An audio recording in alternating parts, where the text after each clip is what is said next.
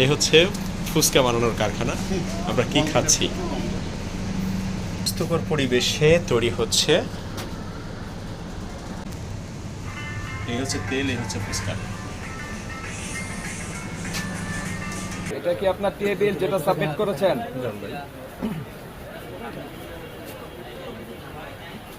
Hello,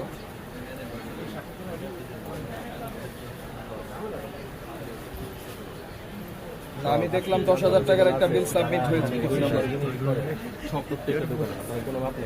এখানে যে বিষয়টা আমাদের তথ্য ছিল সেটা হচ্ছে অস্বাস্থ্যকর পরিবেশে ফুচকা তৈরি হচ্ছে, পাশাপাশি গায়ের মূল্যের চেয়ে বেশি মূল্যে এই জামগড়া চৌরাস্তা বাজার থেকে সয়াবিন তেল বিক্রি হচ্ছে। তো এই অভিযোগের প্রেক্ষিতে আমরা এসেছিলাম, যার সত্যতা পেয়েছি।